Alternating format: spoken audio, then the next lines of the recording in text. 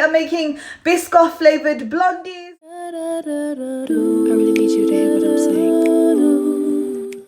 Let's start off with our unsalted butter. So we need a scale as usual. You know, guys, I like to use an electric scale. It just makes weighing out a lot more easier. It's a lot more accurate as well than using a analog scale. So I like to use an electric scale bowl. Okay, so I'm going to use a heat proof bowl because I am going to melt my butter in the microwave. If you are going to do it on the stove, then you can just weigh out your unsalted butter into a saucepan. So what I'm going to do is cut mine into small cubes and put it into a heat proof bowl so that I can melt it in the microwave. Okay, we're going to melt our butter. Let's get my knife out, chop up into small cubes. All right, put your scale on. Okay, make sure your scale is on 0 after you've put the bowl on there, so you're not weighing the bowl, you're just weighing whatever goes into the bowl, and then start adding in your butter. Okay, so 200 grams of unsalted butter. Yeah, there we go. So 200 grams of unsalted butter has gone into our bowl. And melt that in the microwave, probably take roughly about a minute, so let's put it in. Our butter is now completely melted. I don't know if you can see that properly. There you go. Should be completely melted. Okay. Now we are going to just put that same bowl back onto our scale again. And we're going to weigh in our sugar. Okay, so put your scale back on 0. Our regular granulated sugar. And we need 90 grams of that. So just add it in slowly. And if you're not confident in weighing into the same bowl, guys, and you think you're going to put too much in, feel free to weigh it into a separate bowl and then add it into your main bowl if you're not confident about it. It's absolutely fine. I just like to add it in slowly just so that I know I'm not going to add too much in at once. And that way I won't overdo it. Okay. Now we're going to move on to our brown sugar. Okay, so brown sugar, also 90 grams of that as well. So again, scale back on 0. Press the 0 button on your scale and then add in your brown sugar slowly. 90 grams, 90 of that as well. So once we've added our sugars in there, we're going to get rid of our scale because we are going to use our mixer now, and we're going to mix that in until basically the sugar dissolves. You can also do this by hand as well. You don't have to use an electric mixer. It's just easier with an electric mixer. So let's do that. I think it's switched on. Hopefully it is. So once you have mixed in your butter and your sugar, we're going to go ahead and add in our eggs. Okay, so we're using 3 medium eggs. So what we're going to do is crack 1 egg at a time in and then mix in between each addition of egg. Okay, so 3 eggs go in. And again, you can crack your egg into a separate bowl if you're not confident about getting shell in there and you think you might end up with shell in there. Feel free to crack it into a separate bowl. Go ahead and mix your first egg in. Now we're going to go ahead and add our second egg in and again mix it in between. Mix that in. Third and final egg. And then mix that in as well. So now at this stage, before we add the flour and stuff in, we're going to preheat our oven. Okay, so our oven needs to be on 160 fan, 180 without the fan, and gas mark 4. So I'm going to go ahead and do that. Teaspoon of vanilla. Let's put a teaspoon of it in. I'm using vanilla bean paste. You can use regular vanilla extract as well. Oh, this has run out. I don't think I'm going to get a full teaspoon out of this thing. Oh well, whatever it is, it's supposed to be a full teaspoon, but I think it's more like half a teaspoon, so that can go in. Sad times, I need to buy some more of this. This stuff is quite expensive, but it's worth the money. So once the vanilla is in there, again, we're going to use our mixer and mix that in. So I'm just going to mix it for a bit. Just want to aerate the batter a little bit. So just mix it a little bit. So as you can see, it's kind of changed colour and it's gone quite pale. So that is what we're looking for, all right? We're ready to add in our dry ingredients. Now, guys, again, I like to measure everything into the same bowl. And the bowl I have, my sieve will fit on there without touching the wet ingredients. So I can just measure my dry ingredients straight into there. But if your bowl is a bit smaller and you can't do that, then you want to weigh your dry ingredients into a separate bowl and then sift them into your main bowl. Okay, so let's get our scale back. underneath the bowl that you're going to weigh your dry ingredients into. My sieve is going on top of my bowl, as I mentioned. Right, so make sure your scale is on 0. So we're adding in 250 grams of plain flour into our batter. We're going to go ahead and add some corn flour. What the corn flour does, it will help our blondie set a little bit so that it's easier to cut. We only need a tablespoon of it because we don't want it to go dry, okay? So a full tablespoon of corn flour goes into there, and sift those into your blondie batter, all right?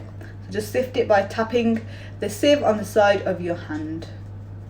And get a spatula. We don't need our mixer anymore. We're going to fold in the flour into our mixture. We don't need to fold it in completely either because we still need to add chocolate chips into our batter yet as well. So we're just going to fold it until it's mostly mixed in. So get yourself a spatula or a wooden spoon and then go ahead and fold in your flour into your batter until it's mostly folded in.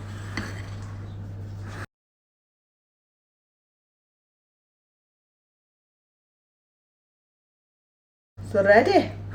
So our flour is mostly mixed in. You can see there's still a few pockets of flour in there, which we'll finish mixing in once we add in our white chocolate chips. So the next thing we need to measure out is our white chocolate chips. Put your scale down, put your bowl on top of your scale, put your scale on 0, then you go ahead and add in 150 grams of chocolate chips, white chocolate chips, okay?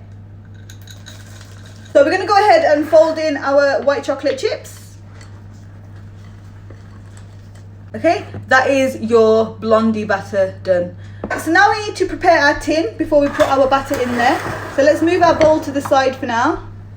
And let's go ahead and prepare our tin. So I'm using a 9 by 9, well it's all kind of 9 by 9 inch. I think it's slightly bigger than 9 by 9 inch, but roughly a 9 by 9 inch square tin.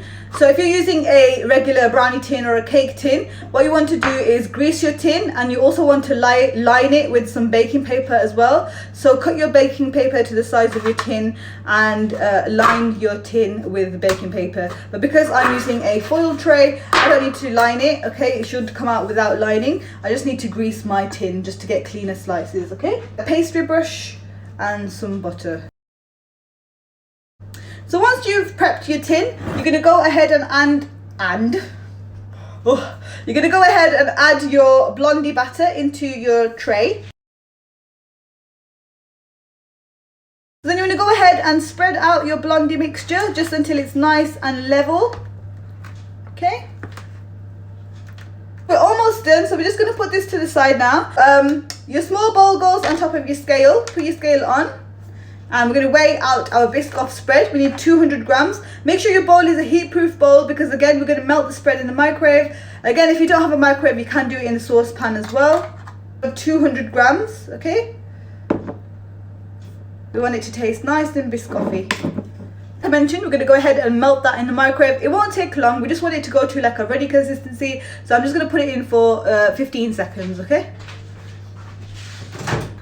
I've literally just put that in the in the microwave for like 15 to 20 seconds, okay? And it's gone like this, which is going to make it a lot easier to kind of swirl in and make our marble effect on top of our blondie. So that's what we're going to do. Just give it a bit of a mix when it comes out. So I'm just going to add blobs of it in random places, okay? Because we're going to marble it in.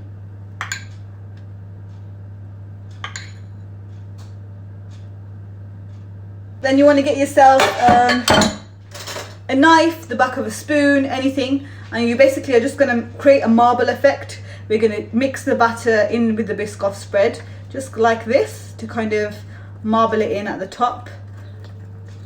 All right.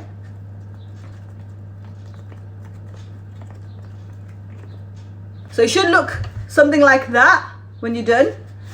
And then we're going to go ahead and break up some Biscoff biscuits. So I'm going to use 1, 2, 3, 4, 5, 6, 7. I'm going to use about 8 biscuits, okay? I'm literally just going to break them up with my hands, just like this, just into big chunks. So once you've broken up your biscuits like this, you're going to go ahead and just put those on top of your blondie. Okay, just sprinkle them on top. You want one some facing upwards, just so that you can see it says lotus. You know what I mean, it'll just look nice. I'm just pushing them down so that I know that it's stuck in to the blondie batter. Go. So that is basically what it looks like unbaked. Ooh, hope I can show you like this. Okay, so that is ready for the oven now. So we bake this in the oven between 25 and 30 minutes in our preheated oven. The oven temperature, I'll repeat again, there's 160 fan, 180 without the fan, and gas mark 4, okay? So we're going to bake it between 25 and 30 minutes. So check it after 25 minutes. If it's still really wobbly in the middle, then bake it for another 5 minutes, and that's it. Half an hour is more than enough for these to be baked completely, okay? You want a slight wobble in the middle. That is what gives you a fudgy blondie, okay? So if you over bake it, it will go very cakey and very dry, and you don't want that to happen, okay? So this goes in the oven. Bismillahirrahmanirrahim. That is our blondie pretty much done.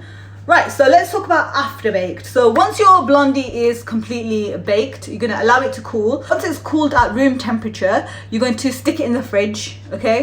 What this will do is will set the blondie completely. So put it in the fridge for a couple of hours, and then when you're ready to serve it, you want to take it out and cut it and heat your knife up, okay? So your blondie should be cold and your knife should be warm, and then that will give you clean slices, okay? So clean your knife in between each cut as well, and that will give you nice clean slices when you're trying to cut up your blondie, okay? So that's the tip for you in how to get sharp clean slices. You know how people do at shops and stuff, it's hard to cut them because they are quite gooey. So yeah, if you cool them first, and then you cut them with a sharp warm knife, then that will give you nice clean slices. And that's it for today. So take care of yourselves, take care of your families. Assalamu alaikum wa rahmatullahi wa barakatuhu, and bye to everyone. Bye.